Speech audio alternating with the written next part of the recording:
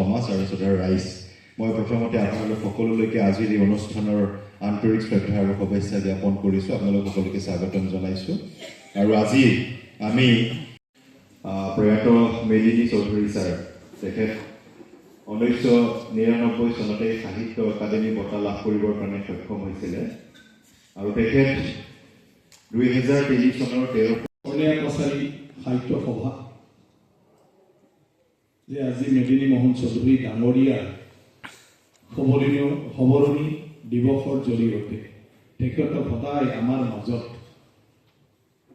জিলিকাই ৰখাৰ কাৰণে আৰু আমাৰ ভৱিষ্যত প্ৰজন্মও যাতে তেখেতৰ বিষয়ে জানে তাৰ বাবে এই অনুষ্ঠানটো পতাৰ কাৰণে আমি স্থানীয় মানুহ হিচাপে আমাৰ এয়া এটা ডাঙৰ কৰ্তব্য বুলি মই ভাবোঁ, যিটো আগৰ পৰা আমি কৰি আহিব পাৰোঁ।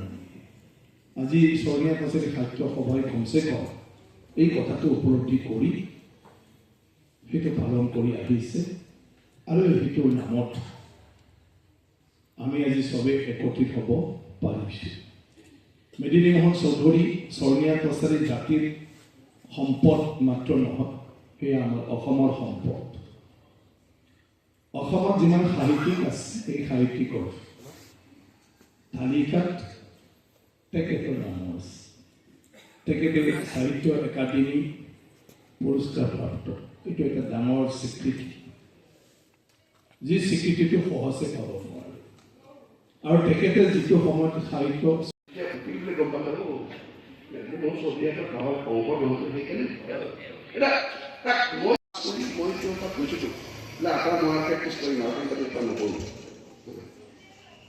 তেতিয়া কৈছোঁ তই এক কাম কৰ, তই কেইখনমান কিতাপ কিনিব লাগিব, 30,000 মান টকা লাগে। আমাৰ মানে প্ৰেক্টিছ কৰাৰ আগতে ফাউণ্ডেশ্যনৰ কিতাপ থাকে পঢ়াৰ কাৰণে। কৈছোঁ তই 30,000 টকাৰে তোৰ কিতাপ কিনি ল'বি, এয়াৰ মেনুৱেল। তো মই ভাবিলোঁ আটাই যদি পইচাটো কষ্ট কৰোঁতে ময়ে পঢ়িলোঁ, গতিকে মই এইখিনিও কিয় কৰোঁ, পইচাটো নল'লোঁ কিন্তু মোক দিছিল যে তই 30,000 টকা দি চেম্বাৰটো বনাই কিতাপখিনি কাগজখিনি কিনি ল'ম। তো সেই মেট্ৰিক কিমান আগৰণুৱা আৰু তেওঁ আপোনালোকে নাজানে, মেদিনী মোহন চৌধুৰী 1974লৈকে জুডিচিয়াৰীটো এক্সিকিউটিভত ছেপাৰেট হোৱা নাছিল। যেতিয়া হোৱা নাছিল, এই এক্সিকিউটিভ মেজিষ্ট্ৰেটবিলাকে জুডিচিয়েলৰ কেছ ল'ব লাগে। মানে চৌধুৰীৰ কেছে লৈছে, মানুহ ফাঁচি দিয়া নাই, জেল জৰিমনা কৰিছে। তেওঁ মৃত্যুদণ্ড দিয়া নাই, তেওঁ কৈছে মই মৃত্যুদণ্ড দিয়া নাই, লাখ মৃত্যুদণ্ড দিয়া নাই, 10লৈকে পাইছোঁ বুলি কৈছে। তেওঁলোকক গুৰুত্বপূৰ্ণ অনুষ্ঠান কৰ্ণিয়া কছাৰী সাহিত্য সভাই ইয়াত আমাৰ অঞ্চলৰ বিশিষ্ট ব্যক্তি, আমাৰ গড়েশ্বৰ অঞ্চলৰ ডাঙৰ সম্পদ মেদিনী মোহন চৌধুৰী ডাঙৰীয়াৰ সোঁৱৰণি দিৱস পালন কৰিছে ইয়াত। আৰু হিচাপে মোকো আমন্ত্ৰণ জনাই মই আহি পালোঁ। মই ধন্যবাদ জনাইছোঁ তেখেতসকলক যে আমাৰ হীৰাৰ নিচিনা গড়েশ্বৰত মেদিনী মোহন চৌধুৰী ডাঙৰীয়াই আজি অসমত যিটো সাহিত্য, এই সাহিত্যৰ ভঁৰালত বহুত ডাঙৰ কণ্ট্ৰিবিউশ্যন দিছে। তেখেতে সাহিত্য একাডেমী হয় 1990তে পাইছে, ইয়াৰ আগতে অন্যান্য পুৰস্কাৰো তেখেতে পাইছে। আৰু যুৱ সময়ৰ পৰাই তেখেতে সাংবাদিকতা কৰাৰ পৰা আৰম্ভ কৰি তেওঁ সাহিত্য চৰ্চা, লগতে এজন প্ৰশাসনিক বিষয়া হোৱা স্বত্তেও তেখেতে সদায় সাহিত্য চৰ্চাত নিজক ব্ৰতী কৰি ৰাখিছে। আৰু এই সময়ত সাহিত্যিক মানে ইমান সাহিত্য সৃষ্টি কৰা মানে, সাহিত্য একাডেমী কৰা মানে সেইটো ইমান সহজ নহয়। আগৰ দিনত নিজে ব্যক্তিগতভাৱে চবটোৱে যাই চাব লাগিব, মানুহৰ লগত আলোচনা কৰিব লাগিব, তাৰপিছত নিজে অধ্যয়ন কৰিব লাগিব, নিজে গৱেষণা কৰিব লাগিব, তাৰপিছত লিখিব লাগিব। আজিৰ নিচিনা ঘৰত কম্পিউটাৰত গুগলত চাই আৰু বিভিন্ন দল সংগঠনৰ মানুহক মিটিঙতে লগ পাই কথা পাতি সব তথ্যবিলাক সহজে পোৱা এই দিন নাছিলে। তো মেদিনী মোহন চৌধুৰী ডাঙৰীয়াই সেইটো দিনতে তেওঁ অসমীয়া সাহিত্যিকবিলাকৰ যি বিখ্যাত মানুহ আছে ইয়াৰ ভিতৰত তেখেতো এজন। গতিকে আমি গড়েশ্বৰবাসীয়ে সদায় তেখেতক আমি শ্ৰদ্ধা কৰিব লাগে, আমি স্মৰণ কৰিব লাগে। আমাৰ ভৱিষ্যত প্ৰজন্মকো আমি দেখুৱাব লাগে আমাৰ নিচিনা ঠাইত মেদিনী মোহন চৌধুৰী ডাঙৰীয়াৰ নিচিনা ডাঙৰ মহাপুৰুষ ইয়াতে জন্ম হৈছিলে। গতিকে আজি সাহিত্য সভাই যিটো কৰিলে স্বৰ্ণীয়া কছাৰী সাহিত্য সভাই বহুত ডাঙৰ কাম, সেইটো লাহে লাহে মই ভাবোঁ আমাৰ গোটেই গড়েশ্বৰবাসীয়ে উপলব্ধি কৰিব। গতিকে আজিতো মই অনুৰোধে কৰিছোঁ যে প্ৰত্যেকটা পৰিয়ালৰ ঘৰত মেদিনী মোহন চৌধুৰীৰ আমাৰ ড্ৰয়িং ৰুমত ফটো থাকিব লাগে। আমিতো একো দিব নোৱাৰিলোঁ তেখেতক, কিন্তু তেখেতে আমাক পৰিচয় দি গ'ল। আমি যদি ক'ৰবাত যাওঁ, আমি মেদিনী মোহন চৌধুৰীয়া ডাঙৰীয়া যে আমাৰ জাগাৰে আছিলে গড়েশ্বৰত, মই তাৰেই হওঁ বুলি ক'লে চবেই আমাক লগে লগে সন্মান জনায়। হয় নেকি আপোনালোকে মেদিনী মোহন চৌধুৰী ডাঙৰীয়াৰ জাগাৰ নেকি? এনেকুৱা ধৰণৰ আমাক মানে মানুহে গুৰুত্ব দিয়ে, ৰেছপন্স দিয়ে। সেই মানুহৰ দ্বাৰাই আমি আজি মানে নিজকে বিভিন্ন জাগাত সহজভাৱে পৰিচয় দাঙি ধৰিব পাৰিছোঁ। গতিকে তেখেতক আমি সদায় শ্ৰদ্ধা কৰিব লাগিব, আৰু আজি মই তেখেতৰ এই বিশেষ দিনটোত শ্ৰদ্ধাঞ্জলি জ্ঞাপন কৰিছোঁ আপোনালোকৰ জৰিয়তে। মেদিনী মোহন চৌধুৰী আমাৰ গড়েশ্বৰৰ এজন খুব স্বনামধন্য ব্যক্তি। তেওঁ ইয়াতে জন্মগ্ৰহণ কৰিছিল স্বাধীনতাৰ আগত, তেতিয়া গড়েশ্বৰ কোনো ধৰণৰ অনুষ্ঠান প্ৰতিষ্ঠান নাছিল, এখন সাধাৰণ LP স্কুল আৰু ME স্কুলৰ বাহিৰে।